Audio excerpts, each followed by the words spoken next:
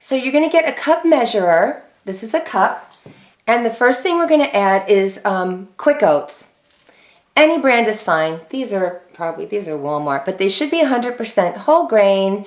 If you want to buy the Quakers, fine. And they should be quick oats because they'll cook better in the oven. Go in there and get a cup of quick oats for each one. A nice heaping cupful, and put it in each bread. Now normally I have another type of oats which is called, it's like a mixture of rye oats, barley oats, and regular oats. And since I don't have any in the house, I'm going to use another cup each of my quick oats. Because I like it extra special, fiber in there. And the next thing we're going to put in is roasted oat bran. Again, these grains have so much fiber. So what does fiber do? It controls our blood sugar, keeps it down. It digests slower. It adds fiber to our diet, bulk to our diet. It's very helpful for cholesterol, and it gives you lots of great energy. So, and it has protein too. So, let's go ahead and put 1 cup of the oat bran in each bread. 1 cup. Doesn't have to be exact. Just put it on in there. Don't worry about it. Next, I like wheat germ. So I always put some wheat germ in. It's got lots of vitamins. I just use Kretschmer's wheat germ. You know, it's packed with vitamin E and folic acid and magnesium. It's really healthy for you. So I will probably just sprinkle it on in each one, like cover it nice, like that. And you're good to go. Now we're going to deal with some of the things that the recipe calls for, and then we'll get back to adding some more of our ingredients. So the recipe on the box calls for some oil and some liquid. And so instead of using, they just say to use vegetable oil, I'll use olive oil. Olive oil is healthier for you. So we're going to use olive oil. And they say to use 1/3 of a cup of olive oil. However, I'm going to cut that down.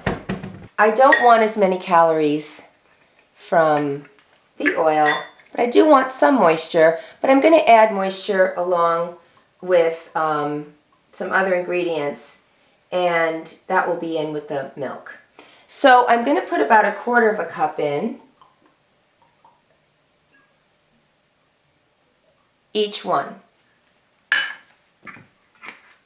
And that's it for our olive oil.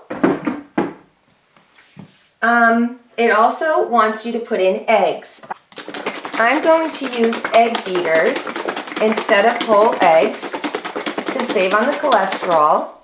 I like eating whole eggs, and I do often, and I like to have them just as a meal. But when I bake, and lots of times if I want to try batter, I don't want to have to worry about any salmonella, so I will bake generally with the egg substitute, and that way I can taste and try my batter while it's raw and not have to worry about that. So the recipe on the box is calling for 2 eggs each. I believe it's 2 for both of them, yes. And I am actually going to double that. Why not? Let's put lots more protein in there. So we're going to put each 1/4 cup according to this direction, and it will tell you, but each 1/4 cup is 1 egg. So for me to have 4 eggs, I have to have 4 1/4 cups. Okay, so that's 4 eggs in that one. And now let's put 4 eggs in this one. You know, it's going to need extra fluid anyway because look at all the oats and oat bran we put in. So we can add more eggs. Just shake it up. Don't worry about being exact. I'm just giving you an idea so that you can run with it and create your own delicious homemade breads. I probably actually might have put an extra egg in there on that one, but that's okay. No worries. like I said, we're going to need the extra liquid. Okay, now it's time to start adding some really healthy fruits or vegetables. If you make the pumpkin bread, you're going to be putting in fresh pumpkin, frozen pumpkin, or canned pumpkin. And it shouldn't have any other ingredients, just 100% pumpkin. If you use cranberries, again, the whole cranberry. Here are my frozen bananas, and all I do is I place them in my microwave, and I'm just going to thaw them because they're frozen for about 2 minutes. And then I have actually 2 more bananas here that are kind of getting ripe. The riper the better. And I'm going to add that, mash it all in there, and that'll be a total of about 6 bananas that's going into this banana bread. It's going to have lots and lots of bananas. Really good for you. Bananas are great for you. Very healthy for you. Lots of potassium. So let's start cooking that. Here we have our bananas. They came out of the microwave. They're nice and soft. You're just going to mash them all up until they're into a very fine liquid, like a soup.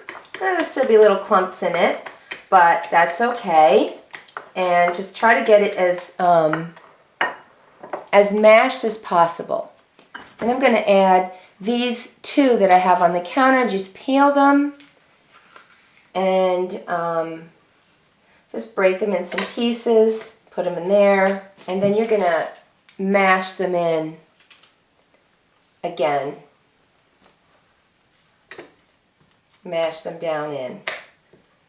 They're a little harder to mash because they are not as soft as the frozen ones, but they get smushed pretty quick. The riper they are, the quicker they go flat. When that's good and mashed up, you can add that right to your banana mix. And I don't generally add the blueberries yet to this one because you want to mix it up a little first before you put the frozen blueberries in, because it's kind of hard to turn and twist everything all at once with those hard frozen blueberries in.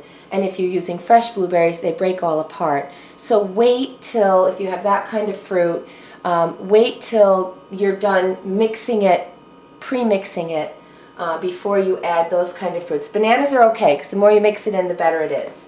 Now I have a separate mixing spoon for each one. I don't mix the flavors. This is also a good time now when you're kind of halfway through to go put your oven on. And even though the box says, some of them say different times, some say 350, some say 375, I always cook them on 350. So I'm just going to go turn on the oven, and that's on bake 350. And then we're going to start stirring this all together. And we start slowly working the ingredients in. If you like walnuts in your banana bread, as soon as you've got this mixed better, you can add some of those chopped walnuts. I would say about a cup or more, depending on how nutty you like it. I like to put my walnuts on top of the bread before I put it in the oven. So I'll show you how we do that. And it's just easy. You just buy bags of walnuts and you just scatter them on. So what I like to do is mix this ahead of time a little bit, because I like to give the oatmeal and the grains that we put in a chance to soak up some liquid, because it'll give me an idea of whether or not I need to add some more liquid. So we're just going to let that kind of sit, and we're going to go over here now and play with that blueberry one. And we're going to add, we're going to just mix that one as well. Okay?